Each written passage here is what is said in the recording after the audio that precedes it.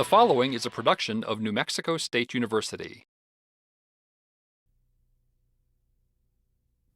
During the last century, the technology of mass production has divided our society into going to work, going to school, or going on a vacation. In the past 2 decades, however, a change has begun. Modern technology is beginning to blur the lines between work and education, leisure. And yet, as the new millennium approaches, our society is becoming more seamless.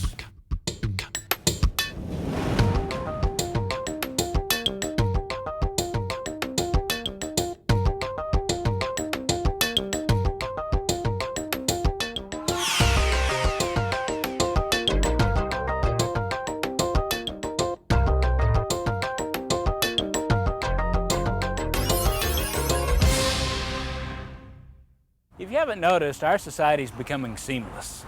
The traditional roles of work and leisure are beginning to blur. These basic social concepts are in desperate need of new definitions. When and where people choose to work and recreate are changing. And no place exemplifies the seamless society better than Seattle's Speakeasy Cafe. So what people can do here is come into the cafe and they can actually talk to a human. Not a revolutionary concept for a cafe, except for the fact that customers here often talk to people all over the world. The Speakeasy bills itself as an information trading post. It is an eclectic blend of coffee house, computer center, and meeting place. Its power and pizzazz is based around a T1 connection to the World Wide Web. Translation? A potent, fast link that allows any customer to easily surf the internet. Now, sure, the abilities are there for you to telecommute, for example, and things. But you see a lot of people just having a lot of fun down here at the cafe anyway. And one of the reasons for that is speed. So yeah, I think the speeding up of communications and the speeding up of human activity is going to free up a lot of people to explore their more creative sides, which I think in turn may increase their productivity. This is a CD cover that I designed, and we're looking at my portfolio page, which I posted on the net a couple weeks ago. Here at the Speakeasy, there are a few graphic artists who put their portfolios online and expose themselves worldwide so people can communicate with them and give them feedback about what they think about their art and possibly even sell some, in fact. But the art that you see on the walls has been put online here at the Speakeasy, and so people, again, around the world can check out the artist. This is Cafe 8 Ball, and this is an interactive cartoon strip on the web. And so people from all over the world can read and get involved with these characters. The viewer can read what's happening, and then they can vote on what Nick is going to do next. You can write in your comments, and you can send this message off to me, and I get messages from Stockholm and Bangkok and Tacoma, all the international centers of Earth, and they let me know what's happening. Well, I come here because I can do my work here. What's exciting is that I can do my sketching and drawing at home, walk across the street, have a mocha, and the guy who's making my mocha is also my programmer. We can sit down, I can give him my artwork, he scans it in, he prepares it here while I'm sipping away, and within about 15 minutes, my image is available internationally. And I think it's changing the way we work. In the old days, I was in an office, I was in a cubicle, and then my colleagues would come out of the cubicle and we meet in a sterile conference room. Well, now I say, let's meet at the cafe, and I think it's much more conducive to creative thinking. A lot of people in different professions use it to communicate with other people in their field. I guess you could call that work. Right now we're located in Orange County, and we're relocating to Seattle. And so right now we don't have an office here. And so I'm using the Speakeasy. They have a T1 line and the X terminals, and so it's very convenient for me to come up here and access the information that I need quickly. Why do you come to the Speakeasy to conduct work? We do a lot of telecommuting, having conferences online, and it's a lot more effective to use their computers with a T1 line than to try to go through my modem in my hotel room, which access is a lot slower. Is the fact that they serve food distracting to the work environment? Oh, no, not at all. I mean, it makes it a lot more convenient because I can just pop over to the counter and grab a cup of soup and then come back and sit down and work. Yeah, we don't want people to walk in here and feel like this is a cyber cafe with like motherboards hanging from the ceiling and or computers all over the place. We want people to feel like that they can come in here and just enjoy the cafe. And yeah, also we want to encourage groups to come down here and meet. I think it's a great space. So as you've just seen, our traditional idea of what work is changing. Work can occur anywhere, at any time, at any place.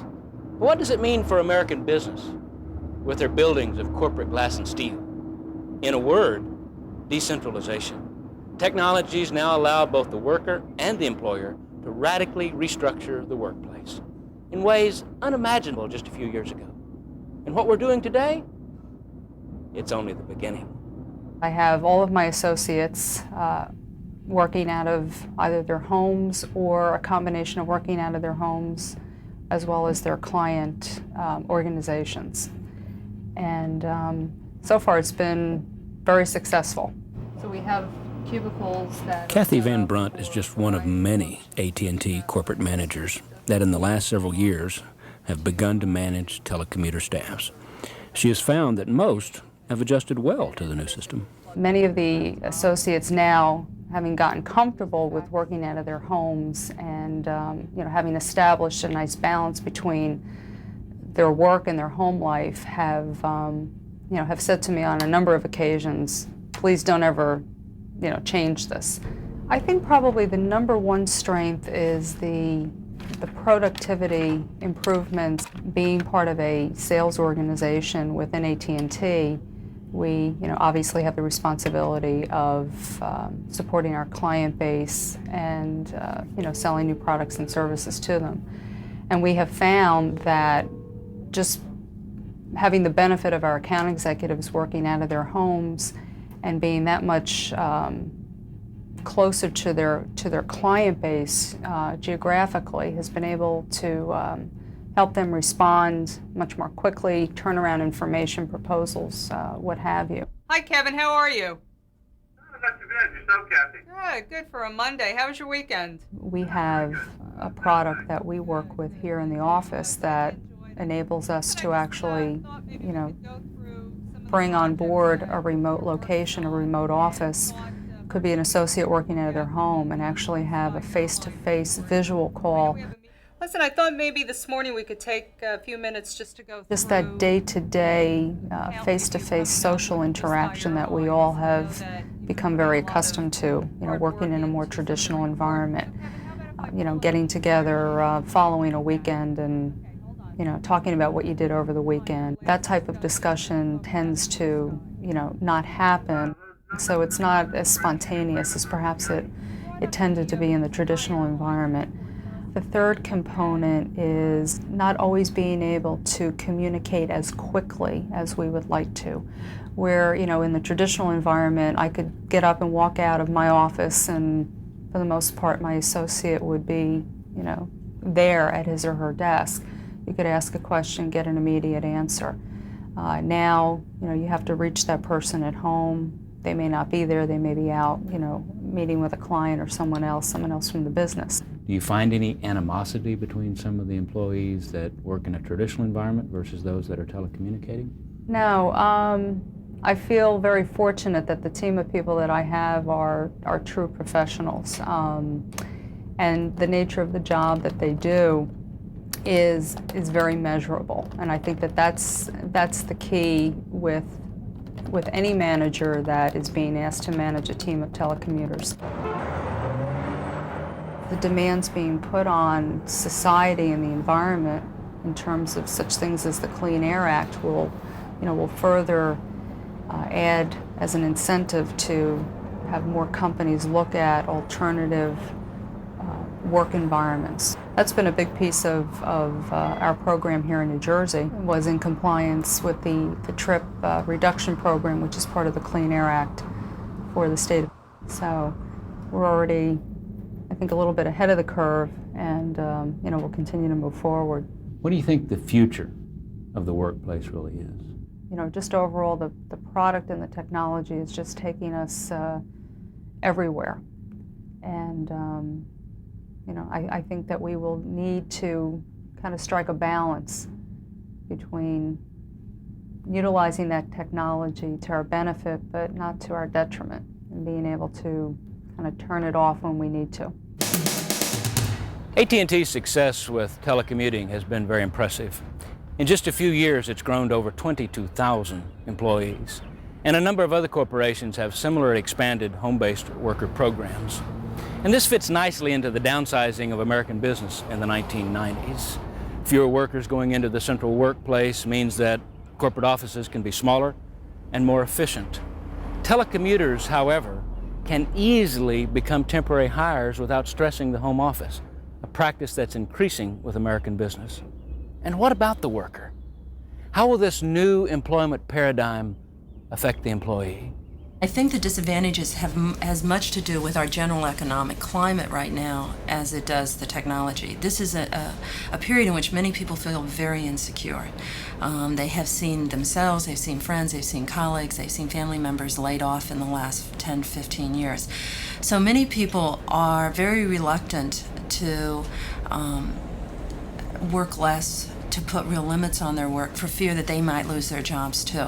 So one of the downsides, I would say now, of this any place, anytime work environment is that people have a very difficult time knowing when to shut it off. I think that the issue of minorities in home-based work is an important issue because it really raises issues about equity regarding access to technology and equity regarding access to capital for starting small businesses. What we find is that many of those in low-income groups, minority or otherwise, don't have access to technology and in fact are not going to be in a position to have the resources they necessarily need to work at home. So it appears that the seamless society has had its victims. Over 300,000 lost their jobs in the first 9 months of 1995 due to corporate downsizing. Technology not only reduced the size of the workplace, it has also helped eliminate a number of full-time positions. And what about those that are still looking to get their first shot at a good job? The poor, the unemployed, those who social activist Antonia Stone has labeled the technologically disenfranchised. In the 1980s, she became what Newsweek magazine described as a digital provider and helped establish the Harlem Community Computing Center in New York, which now serves 600 Harlem residents. Today, Antonia is expanding her organization, formerly called Playing to Win, to Boston inner-city residents. I thought it was time to meet Antonia and find out just how accessible technology is for these lower-income groups of the seamless society. People have to have a choice. They have to have an informed choice. They have to have an opportunity to get their hands on, mess around with technology, and decide whether it's for them and what part of it's for them, and also, if they want to, decide that it's not for them. But you can't have technological enfranchisement when people don't even have an opportunity to put their hands on technology. What do you think the consequences are to the poor for not having access to these new technologies? We lose. We lose their voice, we lose their productivity, we lose their participation, we lose. And we are transformed into even more dichotomous society than we already have. What was it like in the early days when you set up the Harlem Computer Community Center? We had these 3 different platforms in this little tiny room of a community center, and people started streaming in. I mean, this was there for them. Playing to Win is still alive and strong and serving the residents of Harlem in New York. What happened was that the Playing to Win Center sort of spawned a whole bunch of people all over the country doing similar kinds of things. And we got calls, come and help. That early work grew into the Community Technology Centers network with over 60 programs from New England to Florida. One of the more successful is the Somerville Community Computer Center in the Boston metro area. Here, people like Tasha learn important job skills. It's kind of scary at first. It's intimidating, because you don't know what the keys are going to do. Right. But the more you use it, the easier it is, and especially with the mouse. I come from Dorchester. It's just a train ride, maybe 30 minutes. 30 minutes. But it's worth it. I think it's important to, especially for myself, people who don't have the skills, who will need the skills when they go out to the workforce. If there wasn't a place like this, there would be nowhere for them to get that training. I ended up being homeless, and homelessness for me was really tough. The period between when you wake up in the mornings and when you go to bed at night, I think that was like the hardest time for me, because here I was with an entire day, a lot of the time, to do nothing with. For Dennis Bradshaw, the day he entered the Somerville Center marked his entry into the digital world. I walked in here and the director, Kate Snow, was like a godsend as far as I'm concerned, because she didn't judge me, or she didn't push me to the side or dismiss me as just another person coming in, you know. I mean, she realized I had certain interests, and she sort of guided me in the direction where she thought I'd be most useful. Dennis is typical in the fact that he came to the center knowing very little about computers and left with skills that will take him into a whole new work world. He certainly has initiative and drive that some don't, but he used what resources were there and has built a real new life for himself. I work here because it's a place where the worlds of technology and education meet, where I'm making a difference on a day-to-day basis, that I see change and I hold people's hands on the mouse and I watch them learn the keyboard and I hear the ahas and I see them learn what menus are, and then I see them get jobs. To be honest with you, I don't think I can ever repay Kate for what she's done for me, allowing me access to all this equipment, to this place, and then going a step further and allowing me to take the newsletter under my wing and try to do something with it. And out of that has come so many other things. Inner cities, to some extent, are being left behind as far as technological advances are concerned. I worry about that because I see all these kids from the inner cities, and regardless of their race or their color, they're all people, they're all individuals. For me, people is what makes up this world. Without people, we'd have nothing.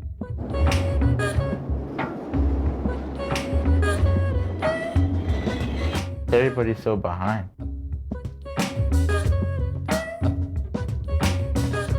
And it's expensive, like, to buy the hardware. I guess that's a real problem. Just low-income families and stuff. It's just hard to get your hands on the stuff. If I wasn't open to computers, I'd probably still be working on my GED now. I mean, I left school maybe I was 16 or so. I was just fed up, you know, I didn't like it at all. And I was just like, you know, bouncing around, you know, little jobs here and there. Mike Lee was a high school dropout who stumbled upon the Computer Clubhouse, part of Boston's Computer Museum. Kids from all over the inner city travel here to explore the cyber world, and in the process, learn some valuable skills. I started about maybe 3 years ago or so, volunteering at this place for kids in the inner city who they don't have like opportunities to work with like technology or anything. Mike actually came here with a lot of artistic talent. His skills really began to grow and change through the use of the tools that are here. And he went from sort of being a member, sort of a clubhouse member, to being a mentor. The clubhouse fits into the gap between the haves and have-nots. A lot of the kids who come here don't have access in their homes. Very few of them have any, computer tools in their homes, and many kids don't have access in their schools. These kids be able to have a chance here to present their work. They're building images and animations and 3D creations and all kinds of things, and music and sound.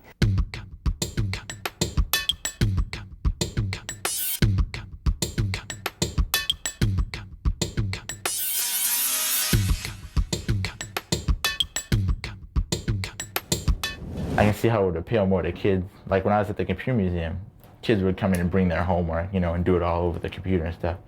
So it gives them an added incentive to go to school, Mike's art talent was recognized by a Computer Clubhouse mentor who worked for Bolt, Beranek, and Newman, a Cambridge, Massachusetts corporation. It wasn't long before Mike was hired as a computer designer. Through the Computer Museum, I learned a lot more. And then I had, stuff I could put a resume together. And then from that, I was able to get this job. And then they're willing to reimburse me for college. So I went back and I finished my GED, Working with computers, it's so fun. It's just a game. I come to work every day, and I'm happy to go to work. My work's at a professional level already, I mean, I just want to have like all the stuff under my belt, like, well, I went here and I did this, and and through the stuff I'm doing now over the internet and stuff, all that just, it goes all over the world. I love my artwork. I like to get it out to people. So hopefully one day I'll have like my own like company, you know, my own like studio, and be sending my cartoons, you know, be like on Saturday mornings and all. The opportunity to use technology probably has a more significant potential for personal empowerment than any other tool that we've ever put our hands to. Could be a very simple thing, like making a greeting card. I can do that. I can do it with technology. I can do it with this enormously complex machine. It's the jalopy of the 21st century. I mean, you can mess around with it. All of those kinds of concepts come back. And then the other thing is that if there is not this kind of universal enfranchisement, then the rest of the world is a loser. It's clear the seamless society does have its growing pains. Any substantial change in the way that we view the world does have its downsides. But amidst the discomforts come some very remarkable choices. You could avoid, for example, with the new technologies, the rush hour traffic at 5, coats and ties, heels and a blouse. You could even avoid going to work at 8 o'clock. Faxes, modems, cellular telephone, computers, all allow us to break the change of this restrictive, conventional workplace. You could, for example, live and work in suburbia, or you could live on an island.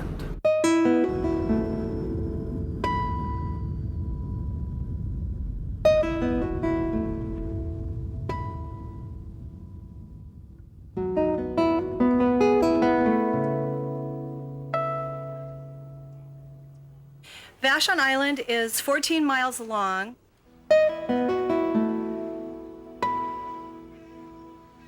It's a very artfully creative place. A lot of authors and writers, artists of various forms live here. This island provides me with a sanctuary to sort of rejuvenate myself. And so I guess it's my sanctuary.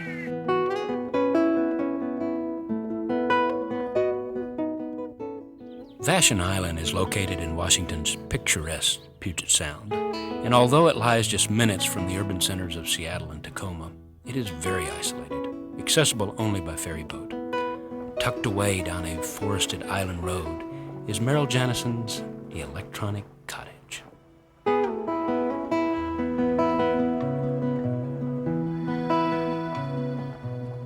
When I made the decision to come to Vashon, I felt a need for tranquility. I don't know if it was midlife or if it was just burnout, career burnout. I felt a need to sort of get back in touch with, I think, who I was in terms of my roots. And this offered the opportunity for me, but yet I was still close enough to the city so that I could be employed and have a good income and have the lifestyle that I was accustomed to. So I think the tranquility is what I value the most.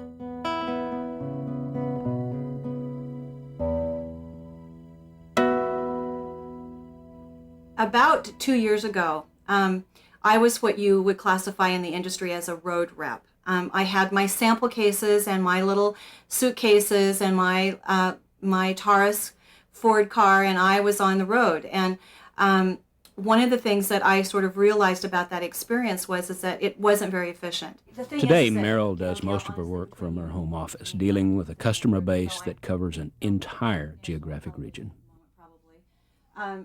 I think having an office at home, it just by the nature that it's private, allows you some conversation time that may not be appropriate in a setting where you're sitting in a small cubicle. I would like somebody, if she was able to make it. I have found that customers want to talk about themselves. They want to tell you about their problems. They want to tell you, whatever's happening in their life that day. And I try to be open to that. The privacy and the safety of being in a place where it's real peaceful and quiet and it's private. So I do think that does add a new dimension to the communication between my customers. My day begins usually between 6 and 7 a.m.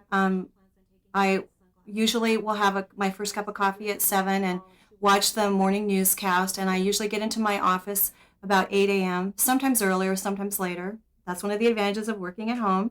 I actually do come down and do a lot of my routine telephone calls to the East Coast, which is more accessible to me in the morning. A normal day would be just telephone work with my prospective customer base and or administrative work, which is pertinent to the follow-up of those telephone calls, of taking the orders and actually producing the documents and then faxing those documents on to our corporate office for the orders being filled.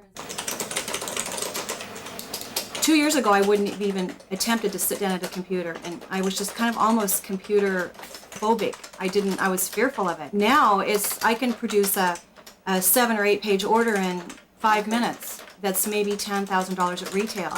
So for me, that's incentive. By being able to telecommute, it's glorious. It's heavenly.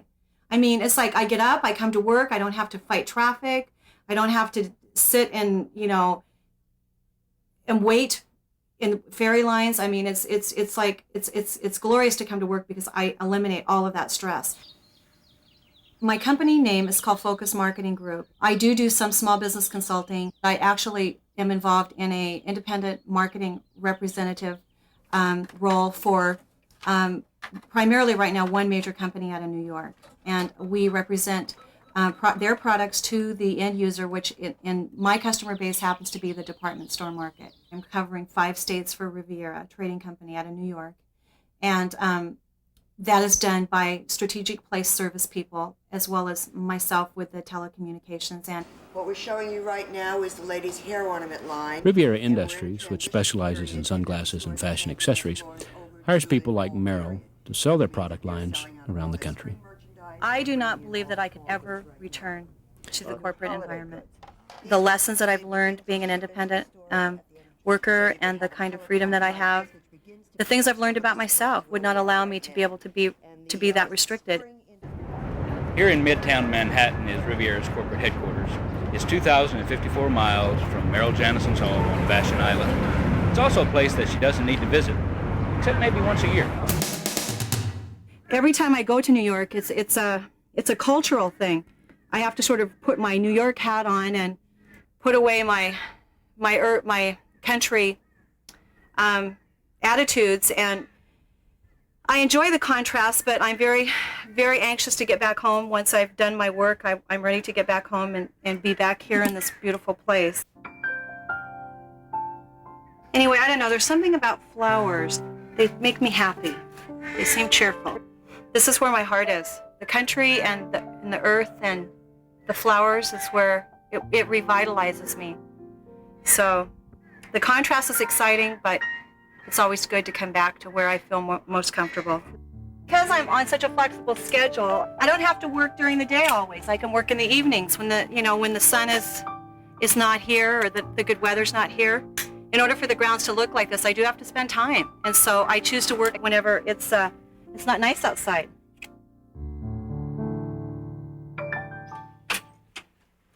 It's pizza time. Good. One of the things that I've really enjoyed about my choice of work is that it allows diversification in my life. For example, right now we have guests that are visiting from Germany. It's an opportunity for me to experience and to actually learn about other cultures and how other people do business, and I can do that because I have a lifestyle that allows me to work in the evenings if I need to, or to work in the mornings and have my afternoons free. So it allows for that social outlet. I generally try to be through with my workday by 4 o'clock so that I have some time in the evening to prepare for my husband coming home. Where I work, it's pretty impossible to be a telecommuter. I build tools for a living, and it's hard to bring the tools home, and I don't think they're going to let me do that at Boeing. Unlike Merrill, Ben Jannison spends 4 hours a day commuting to and from his engineering job in Seattle. He appreciates the advantage of Merrill's seamless approach to work and living. It seems like when you're working and you're commuting, you don't have enough time to take care of all the responsibilities you have to take care of in everyday life. And with Merrill, she's been able to do the things that I can't take care of during the day. and all I have to do is ask her, and she takes care of it. And it seems so simple for her to take care of it, and it takes a great load off of me. And the tasks, they're done. I come home, she's taking care of it, and I'm relieved. I don't have to worry about those pressures. So it's really helped me a lot. And Merrill sees another advantage to their family. If I had a 9-to-5 job, I would always be rushing to get somewhere, and it's made it really nice for us to be able to spend time with our aging parents, which I think a lot of baby boomers don't get to do. They're so busy, making the buck and building the career that they forget about the necessity, or they just don't have time. So I think that's been really good for us too. But I've also learned how to take time for me, and I think that there are times when I have to work really hard, and there are times when I just call my regionals or my customers and say, I'm out of here for 3 days. I'm on a boat in the middle of the San Juan Islands. It's made it possible for me to be able to establish boundaries on myself, and when I was younger, that was more difficult for me. We have a right to pursue a creative level and a career choice that may be an alternative to what our forefathers or foremothers laid for us. And I would encourage people to go for that, because I think it's very valuable.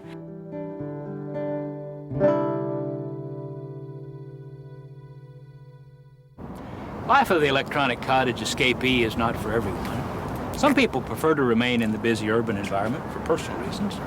That's the beauty of the seamless society. You decide when you want to go to work, where you want to go to work, how you want to go to work.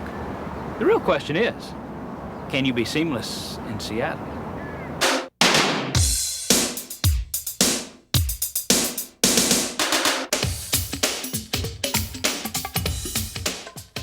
I was in search of a place, yes, a place where people gathered because their home offices lacked the social face-to-face of the traditional workplace. I found such a place here at the Honey Bear Bakery. Let's see, the Honey Bear's been open since February of '86. What I've noticed in the last couple years is that the Honey Bear really is serving as the water cooler used to serve in offices. Here people are getting together around a table, around coffee and a cinnamon roll. And it's very low-key, but it's very meaningful, and it is exactly a kind of an electronic water cooler. It's the camaraderie is definitely part of it, and we all get along pretty well down here, and it's fun to be around other people that are working. Strange psychological phenomenon. I really can't explain it. I like having people around. So I find it's easier to come down here and work, even though there's a lot of hubbub around. It's not as distracting. But I also just like the general commotion and the white noise. It's my water cooler. I don't have a water cooler in my office. I have a little tiny office. So the idea of coming here, it's obviously tables and there are people around. It's very comfortable, very warm. Because it's a social environment, it's a great place where you can conduct business, and yet it's very comfortable. I like the fact that you can get coffee and wonderful pastries, and it's a good place to be. It's unique that way because of the table structure. They're all jammed together cafeteria style. You're forced to interact with everybody, and I think people like that. They have a happy balance where they can send out little minute signals that they do or do not want to be disturbed. And some people just share the newspaper like I do with people I know. But otherwise, I'm free to work as intensively as I want. I love the fact that there's all walks of life coming here, from students to homeless people to doctors, psychologists, and they find a commonness in their meeting at the Honey Bear. I own an audio-video production company. I work for a magazine called The Rocket. I'm a sound contractor. I work as an independent scholar trying to create artificial intelligence. Well, I'm a filmmaker. I work at the Human Interface Technologies Lab at the University of Washington. I work on environmental issues for a large forestry company. And I also have a software company. My husband was here a lot, and he worked for a long time. He worked 7 days a week here during the day. And there was this one time I was in here too with him, and I said, "Boy, that Joe, he's in here all the time." And Carl, my husband, looked at me and said, "Well, Risa, this is his office." I have an office, and I'm normally in the office, but I come down here and work because it's a nice atmosphere, and I don't have a constant interruption. This virtual space that we create is really representative of the fact that you conduct business not only in the office, but in a place like this, in your home, and it all is pretty much seamless. You can do it anywhere. The advantage of having flexible work modes is that you have a high degree of control over when you work and how you work. And therefore, if you're flexible in how you have fun, then the whole thing can work quite nicely. Generally don't socialize that much. It's nice to be around people and to know that there are other things in the world besides these four walls and this phone and this computer. But I generally come here just to hang out, have a cup of coffee. I come here normally in the mornings, make my calls, develop my plans for the day, maybe spend an hour or two here before going into the office. My office environment is very hectic. Because of the computer, I'm connected to other places and other people. I don't have to go work in a corporate environment. That means that then I can work out of my house, and then I can have the option of coming into a place like this. The Honey Bear enables me to work more productively because I can't stand being cooped up at home for too long. It's kind of a low-key environment, and they can get away from kind of that technicalness and have more of a homey atmosphere. So I think it's really great to be able to provide that space for people to meet.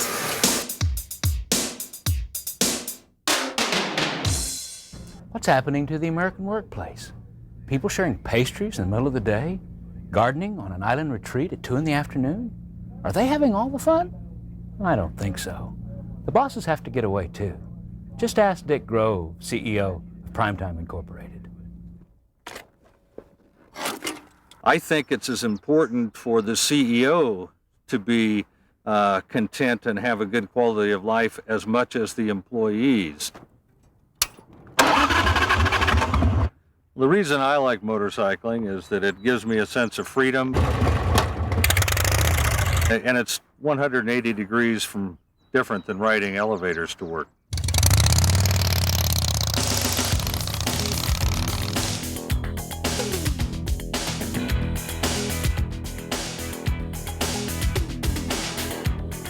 I think definitely getting out of the office frees my thoughts. I feel very comfortable where I have wide open space.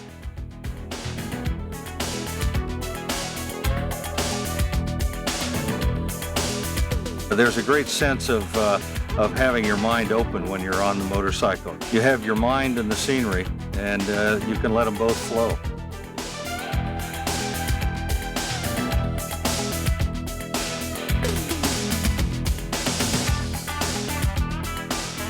You live in congested high-rise office buildings. You try and work there. I can't work as well. I can't work as well as when I'm out here in the wide open spaces, and it's conducive for creative thinking.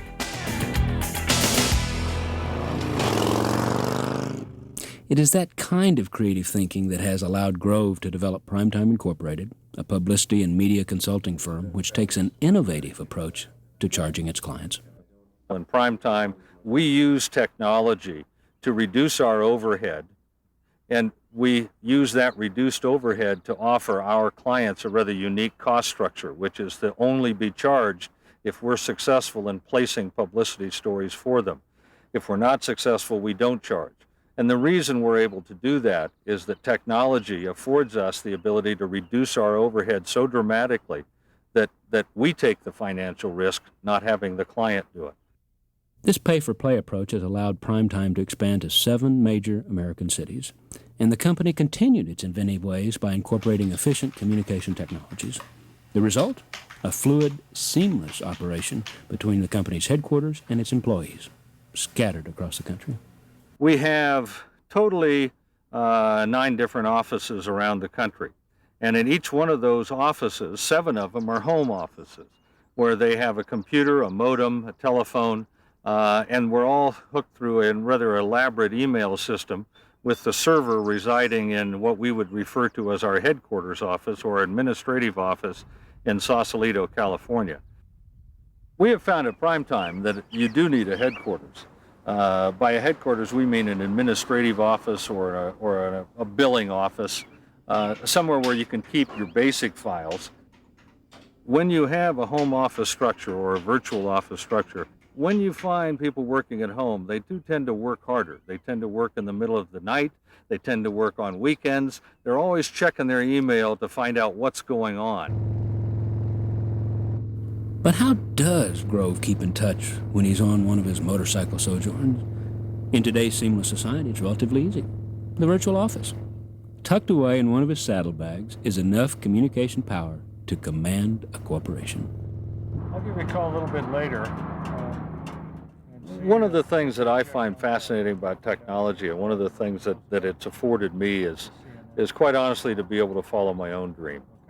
The ability to be connected and yet to be away. I can communicate from just about everywhere. It's all self-contained, and I can carry it in my saddlebag. Now, in addition, I carry a cellular telephone that enables me to hook the cellular telephone through a hookup to the computer, so I can literally get email or messages anywhere, even on roadside. So on any given day as CEO, I may get through my email system on the road or in my office upwards of 75 to 100 email messages. I'm kept in touch in real time. Makes a huge amount of difference in terms of being able to manage a small company. One of the interesting things about the virtual office concept is that while the good part is you can always be connected, one of the negative parts is that you are always connected. Increasingly, people are having to negotiate these boundaries between work and personal life, not just because they work at home, but because they have the technology that's keeping them connected on a 24-hour basis, no matter where they are, if it's in their car, if it's in a hotel room when they're traveling, if it's on the airplane. And so it's creating a very different attitude towards work. So it's more difficult. It's more difficult to get away, and psychologically sometimes you don't really want to be away because the access is so easy for you. Yet at the same time, the trade-off is the quality of life, and I would take that trade any day. I had been longing to return to my roots, so to speak, in the wide expanses of Kansas. I was riding my motorcycle more, but California, the roads are congested. I wanted to return to a quality of life and to an area where I had wider open spaces, the ability to enjoy my life a little bit more in terms of motorcycling and perhaps raising some horses. It just looked like the kind of place that I wanted to return to. What we found was this little 27-acre farm that, in effect, was over 130 years old. We have little waterfalls, we have woods, we have a pasture. I can't think of anything nicer. Not only is Grove's farmhouse wired as an electronic cottage, he also chose to open another primetime office in nearby Kansas City. The lack of technology years ago caused people to have to separate. People in the Midwest would leave their families to go to the city in order to find a job. And what you're finding today is the technology is enabling people to return, like me, to my homeland. As we have this ability to communicate, we're going to find less need to drift away from each other. I think it's going to bring us closer together. Dad, you want to go back? There's a lot of places where you might like to stop too. If you take this one, you won't want to stop as much because you're away from the places. At least twice a year, my friends and I, my newfound friends from Kansas, we try to get together at least twice a year. We try to go somewhere interesting and exotic if possible, trying to stay away from crowds but participate in sort of the natural wonders. It's something that I eagerly anticipate, believe me, every year.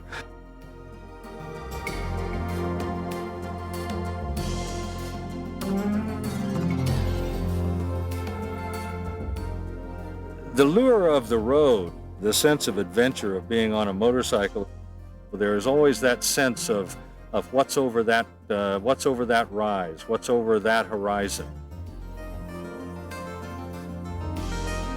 we decided, hey, if the weather's good, let's go to the mountains. You've got what we call lots of great twisties. Twisties are those wonderful sweeping highways that come down from the mountain so that you can lay the bike out and just have a beautiful sweeping time going down the mountain. I find that wonderfully comforting. I guess as you move through the 90s, you move through the technological advances of the age, you move through business. There's a certain wonderful sense, though, than most places in this country, where life goes on a much slower basis and a much more caring basis. And the fact that I've been able to rediscover that, I think a lot of people are going to rediscover that.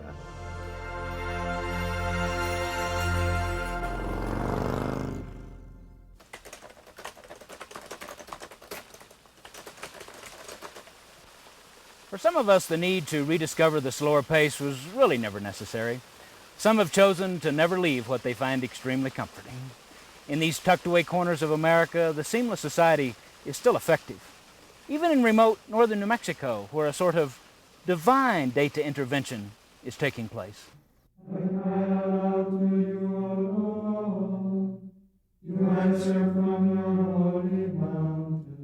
We have prayer throughout the day, coming back and forth 7 times.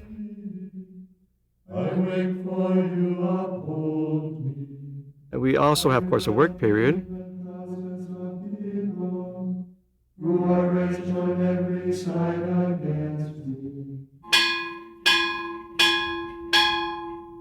The work period is 4 hours, more or less 3.5, 4 hours a day. And the type of work that we like to do and the work that we're doing with computers gives us time to stop when we need to stop, to go to church again, and come back and pick it up where we left off. And that is something that I think that in all jobs you can't do. You'll need to drive 1 hour to cover 13 miles of muddy road just to reach the Monastery of Christ in the desert. Here you will be greeted by Benedictine monks who reside in this sequestered New Mexico canyon. It is a secluded natural place surrounded by ancient geological wonders. It is also an unobtrusive high-tech outpost of the Seamless Society. The real introduction of computers in the community came when we had a lot of vocations, a lot of new monks come to the community. And there was a real concern at that time for income because we had all these new mouths to feed and clothe. And that's when we found out about the electronic scriptorium. Primarily, we do data entry work for libraries, converting their card catalogs to what's called machine readable, so that instead of going in and using the card catalog, you'll be using a computer to find the resources that you need in the library. And we employ monastics as part of the data entry labor force, which we think makes us unique in the field. This is a very well-educated, broadly based group of men and sometimes women. So we're able to take advantage of their really high educational level as well as their accuracy level. We never have a problem with absenteeism. They're the perfect workforce because they're never away from their work environment, so to speak, because it is right within the monastery. Before we received the computer work, most of our income was from the guest house and crafts, weaving, that sort of thing. The economics is quite good for them in that many of the monasteries we've been working with have been doing things like bread making, cheese making, very labor-intensive types of things. So the computers are a perfect alternative for them and helps them keep the monastic lifestyle going, keeps their monastery going, paying health benefits, all of the things that we all need.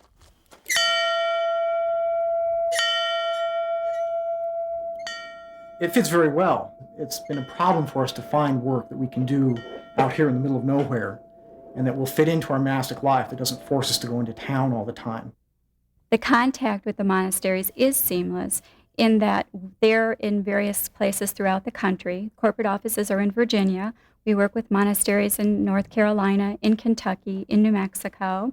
And we send materials to them. They have no direct contact with the customers, which is just as they wanted.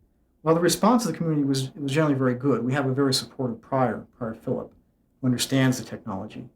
And he was very enthusiastic about us using it. And he understood the advantages of having the computers here, that we can work it into our life and make enough money to support ourselves and all that. And it's a young community, so there was really very little concern about the technology.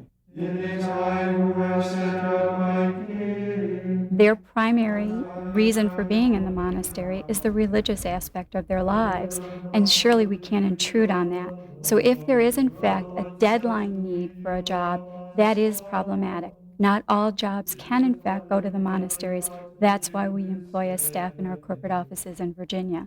But it's a win-win relationship, I believe, for the monasteries and for the electronic scriptorium. When we look at the tools, we look at computers as being just purely tools. They're not secular or religious. They're just tools like hammers or parchment and pens. And it's what you use them for. And since we're using them for work that we really think fits into the tradition of monastic life, there's no conflict at all. It's just, in fact, it's tremendous advantages that it gives us. There's a tremendous history in monasticism, going back to the very beginning, of monks being involved in information and transmitting information. And that's one of the things with particularly on the web and also the electronic scriptorium that we've really been interested in, is that it fits into this monastic tradition so perfectly.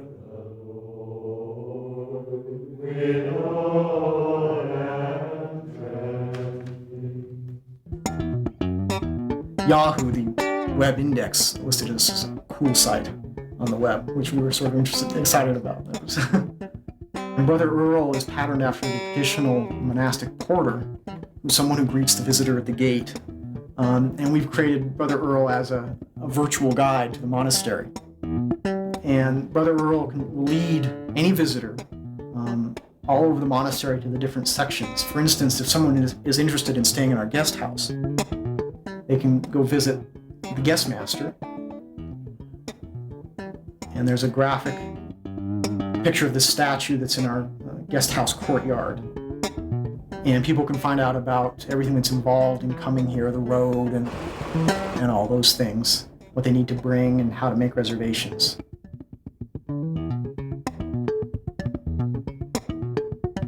Our most popular site is the chant. We have more hits on our chants pages than anywhere else. Before his life in the monastery, Brother Aquinas worked as a computer systems analyst for a major corporation in Denver. He now applies his high-tech skills to the monastery's website. And several people have told us that they look at our site every day, sort of for spiritual enlightenment and just the reading, and just to see the art. Because many people have told us that there's nothing on the web like the art that we have.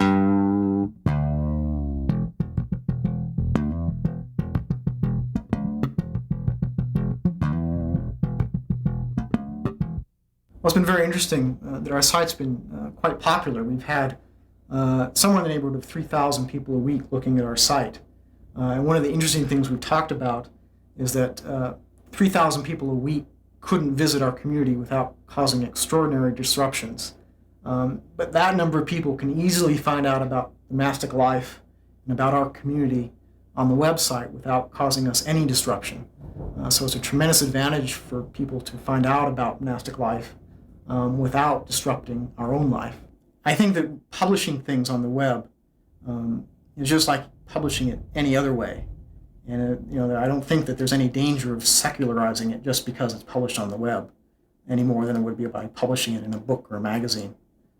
So we really see no conflicts with the tradition and with our purpose here in the monastery. Well, we are in the middle of nowhere.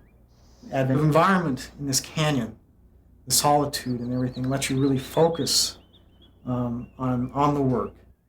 In most of the monastic rooms and in the guest house, there's no electricity. There's only kerosene lighting.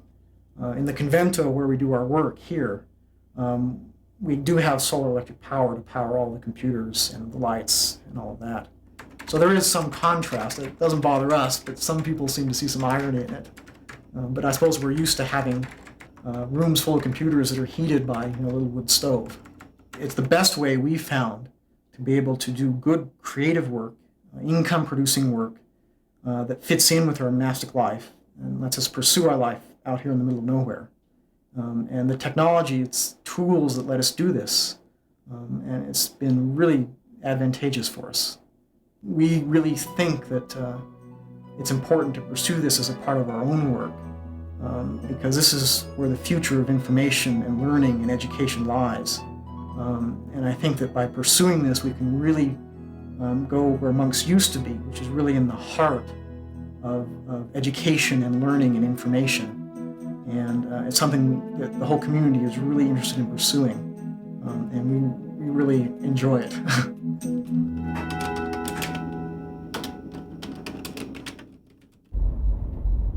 As the new millennium approaches, you and I will have choices available to us that have never existed before. As you've seen, the American workforce is indeed changing in a multitude of ways. And because of that change, society is being impacted in ways unheard of just a few years ago. The opportunities are there. Go and get yourself a piece of this exciting new world. I am. I'll see you in the future. To order your copy of Seamless Society, call toll-free 1-888-750-4156. Videos are available for $24.95 plus shipping and handling. Transcripts can be purchased for $15. Major credit cards are accepted.